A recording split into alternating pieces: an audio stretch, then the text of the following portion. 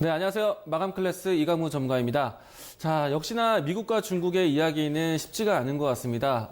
이미 오늘 장에서도 경험하셨겠지만은, 사실 시장에 노출된 악재들은 이미 우리가 알고 있는 내용들이었고요. 뭐 그렇다고 해서 새롭게 이것을 이겨낼 수 있는 모멘텀이 없다 보니까, 장 초반 때부터 해서 끝날 때까지 좀 지지부진한 모습으로 마감을 했습니다. 자, 그러면은 어느 기준을 잡고 시장을 계속해서 버텨와야 되고 참아야 되는지 이 부분들이 가장 중요하지 않을까 생각이 되는데요. 그런 힌트가 오늘 장에서 좀 나오지 않았나 라고 생각을 합니다. 자, 그러면 어떤 힌트에서 우리 시장을 좀 지켜봐야 되는지 오늘 마감 클래스 이 포인트 좀 살펴보도록 하겠습니다. 우선 가장 중요한 거는요, 시장의 뼈대가 될 수 있는 종목이 필요한데 우리 증시에서는 당연히 삼성전자가 그런 역할을 하게 될 겁니다. 어떤 이유가 되었었든지 삼성전자가 크게 밀리지 않은 그런 시장 마감을 보였는데요. 자, 우선 삼성전자의 뉴스를 한번 보도록 하겠습니다.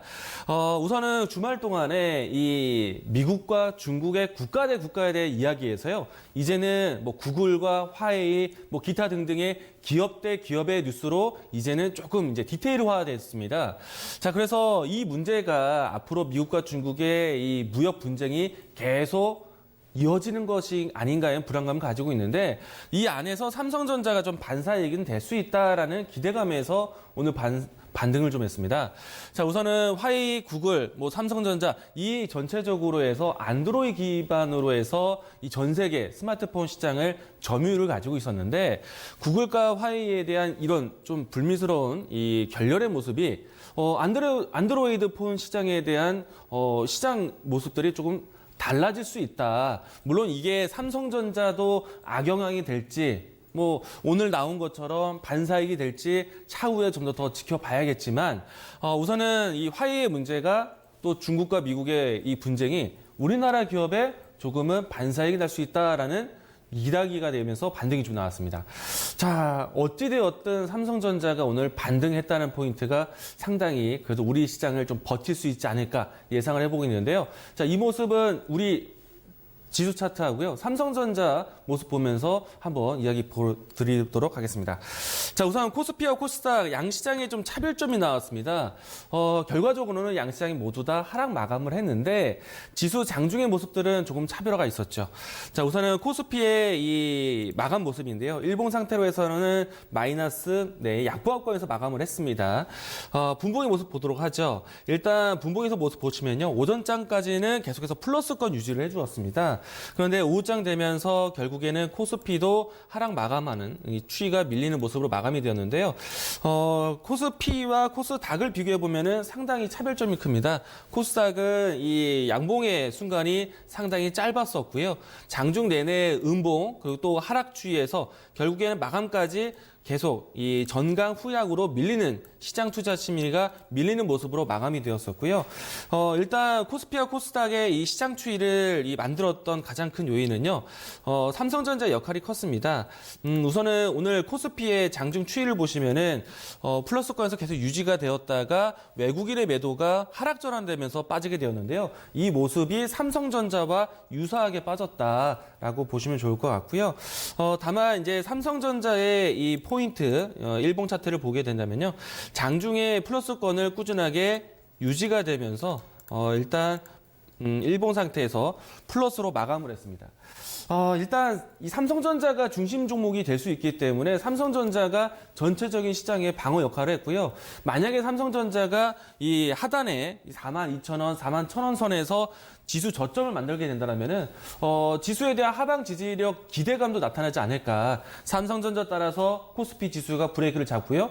코스피 지수가 브레이크를 잡게 되면은 전반적인 투자 심리에 대한 저점을 만들 수 있기 때문에 일단 우리가 시장에 대한 그 특별한 모멘텀 못 찾았지만은 삼성전자가 이런 역할을 해줄 수 있도록 기다려야 된다라고 얘기 드릴 수 있을 것 같고요. 또 한 가지 우리가 오늘 미국과 중국의 무역 분쟁에 대한 부분들이 여전히 악재였는데 중국 증시를 보시게 되면은 일단 최근에 하락한 포인트에서 추가적인 하락은 만들진 않았습니다. 이 부분들이 그래도 시장에 대한 중심 어떻게 보면은 전체적인 큰 추세가 무너지지 않았기 때문에 한 번 더 참고 기다려야 되지 않을까. 자, 그러면 이와 같이 좀 한 번 더 기다리는 시장이라면 어떤 포인트를 찾아가야 되느냐? 아직까지는 시장의 경기 민감주들, 지수와 동반되는 종목들 움직임을 따라하기 힘들 것 같습니다. 내수주라든지 아니면 개별적인 모멘텀으로만 계속 보셔야 되는데, 자, 오늘 어떤 포인트에서 움직임이 나왔는지 다시 한번 더 정리를 해보도록 하겠습니다. 일단은 지수를 기다려보자. 삼성전자가 버텼다라는 측면이고요. 그리고 아직까지는 경기 민감 섹터가 움직이기 힘들다. 물론 오늘 자동차 종목들의 움직임이 나오긴 했지만은 이슈적인 부분들이 좀 컸다라고 볼 수 있을 것 같고요. 섬유, 의복, 통신, 전기가스, 음식료 이와 같이 내수 관련된 종목들이 그래도 반등하는 모습들, 경기 방어주 쪽으로 시선을 옮겨가야 된다 이야기를 드리도록 하겠고요. 그리고 기타 등등 좀 이벤트를 좀 본다라면요. 오늘 주말 때부터 해서 연동이 되었던 내용인데요. 이 소방청에서 폭염 대응 대책에 대해서 어제부터 9월까지의 계획을 좀 이야기를 내놓았습니다. 일단 여름 관련된 종목들이 이로 인해서 좀 반등을 했고요. 대표적인 종목이 신일산업이 이 선풍기 또 공기청정기 관련된 기업들이 반등을 좀 했습니다. 만약에 이제부터는요, 이 뉴스가 좀 발등이 되었기 때문에 날씨가 폭염에 대한 이야기들이 언급이 된다라면은 우리가 한 차례 미세먼지가 있었던 것처럼 이 폭염에 대한 관련된 종목들의 등락도 나올 수 있다는 거 참고해 보시면 좋을 것 같습니다. 자, 여기에 이슈적인 부분들이 정말 오늘 일장에서는 좀 이제 올라간 종목이 없었기 때문에 이슈에 움직이는 종목들이 눈에 많이 보였는데요. 이 이슈들은요, 지난주에 우리가 이미 경험했던 종목들입니다. 가상화폐, 남북경협, 또 정치인 관련된 종목들이 이슈가 되었는데요. 이슈에 있는 종목들 움직인다는 거는요, 매매를 빨리 단기로 보셔야 된다는 얘기고요.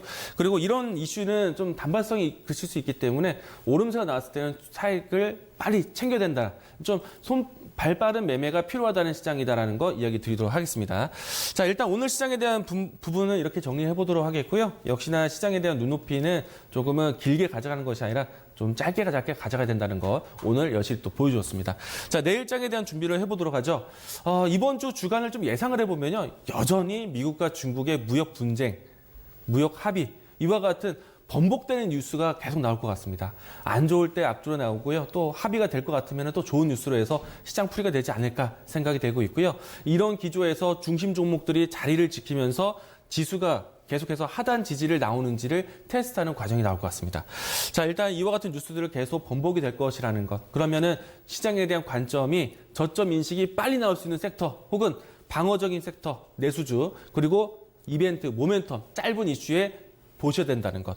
자, 우선은 오늘 장에서는 미 증시에서 이 제롬 파월 의장의 연설이 있다라는 것이 좀 특징적일 것 같고요. 그리고 22일 날 FOMC 의사록이 나오게 되는데 이 두 가지 이벤트를 통해서 이걸 하나 기다리셔야 됩니다. 금리 인하에 대한 이야기가 나올 것인지, 금리 인하에 대한 조짐이 있을 것인지에 대한 부분들을 좀 기다려 보셔야 되는데요. 사실 뭐 예측하기는 좀 어렵겠지만은 나온다라면은 증시에서 단기적인 호재로 작용할 수가 있습니다. 그러면은 좀 증시에서도 좀 저점 지지가 더 확실하게 나오지 않을까 생각이 되고 있고요. 오늘 장에서 한번 연설을 좀 기다려 보도록 하겠습니다. 자, 역시나 시장에 대한 변수는 계속 반복되고 있기 때문에요. 관점은 내수주에 대한 관점을 조금 계속 유지를 하시는 게 중요할 것 같고요. 한편으로는요. 이제는 저점 인식이 된다면 저점 인식이 될 수 있는 업종으로 또 빠르게 가져가셔야 됩니다. 아무래도 시장에 대한 이 변화가 상당히 어렵기 때문에 실적이 나올 수 있는 안정적인 종목들을 선택할 수밖에 없을 것 같고요. 다만 여기서 조금 더 긍정적으로 먼저 선침해한다라면은 우리가 이 IT 쪽에서도 항상 쓰게 되는 필수 소비재와 같은 그런 산업들이 있습니다. 뭐 통신이라든지 또 IT 소프트웨어, 미래지향적인 성장주들, 이런 종목들은 저점 매수 기회로 계속 지켜봐야 될 것 같고요. 지난주에도 당연히 이와 같은 흐름들이 연출이 되었습니다. 5G 관련된 종목들이 그런 맥락으로 해서 성장주로서 눈높이를 올려갔었고요. 일단 이번 주에 이재용 부회장의 이 경영권 강화에 대한 부분들, 또 이재용 체제에 대한 이야기들, 삼성전자에 대한 투자 이야기들 계속 나오고 있기 때문에 앞으로 본다라면은 조금 더 본다라면은 이 IT 쪽에 대한 저점 매수 기회를 계속 노려봐야 되지 않을까 생각을 하고 있습니다. 일단 IT 소프트웨어 쪽에서는 자율주행이라든지 AI, 또 시스템 반도체에 대한 이 키워드들을 계속 보실 수 있을 것 같고요. 일단 전반적으로 시장이 좀 어렵지만 내가 어떤 포인트에 대해서 가져갈 것인가, 지금 그래도 1% 움직임이 나오고 있는 내수주를 볼 것인지, 아니면 이와 같이 저점 기회로 볼 수 있는 조목들을 선침해야 할 것인지에 대한 방향을 보셔야 되는데요. 가장 중요한 건 지수에 대한 위치죠. 근데 앞에서 이야기 드렸지만은 삼성전자가 아직까지 뭐 크게 무너진 자리를 만들지도 않고 있고요. 그렇기 때문에 이번 주 지수에 대한 주봉이 다시 한번 지난주와 같이 저점 지지가 나온다라면은 이번 주가 정말 마무리되는 저점이 되지 않을까 생각을 합니다. 마지막으로 좀 지수 차트를 한번 보도록 하겠는데요. 제가 좀 기대를 하는 것은요, 이번 주 코스피의 주봉의 차트입니다. 일봉의 차트에서는 차트를 보시면은 음봉에 대한 크기가 상당히 큽니다. 뭐 여기에 코스닥은 말도 못하죠. 왜냐면은 하락에 대한 변동폭이 굉장히 큽니다. 그런데 한편으로는 저점 인식이 된다라면은 코스닥도 빠르게 올라갈 수도 있기 때문인데 큰 중심은요, 주봉을 좀 보자 이야기를 합니다. 왜냐면은 코스피 쪽에서 지난주에 그래도 저점 인식을 되었던 2050포인트대가 있는데, 이번 주에 이 자리가 지지 완성이 되어진다라면은 저점 인식, 지난 제가 이야기 들었던 이 박스권 중심축에 대한 라인대를 지켜줄 수 있기 때문에 이번 주 동안에 2050선 지지를 해주는지 여부를 좀 보자. 이 라인대가 지켜진다면 시세 중심선을 지키는 자리이기 때문에요. 이 라인대에 대한 역할이 굉장히 클 것 같습니다. 시장에 뭐 새로운 호재를 찾지 못했기 때문에요. 이미 나와 있는 악재에 대한 테스트입니다. 그래서 저점 지지가 나오는지를 이번 주에 테스트한다. 오늘장에서는 삼성전자가 잘 버텨주었고요. 만약에 이제 앞에서 이야기 드린 것처럼 기회가 될 수 있는 새로운 뉴스가 있다라면은 저점 지지가 확실하게 나올 것 같습니다. 자, 일단 시장이 음봉이기 때문에 어려운 얘기밖에 나올 수가 없어요. 근데 당장 내일장에서 양봉 빨간색이 나온다라면은 시장에 대한 이야기들은 또 바뀌어질 수 있습니다. 아주 낙담한 장이 아니라는 점 참고로 이야기 드리도록 하겠고요. 오늘장 마감 포인트 이렇게 정리하도록 하겠습니다.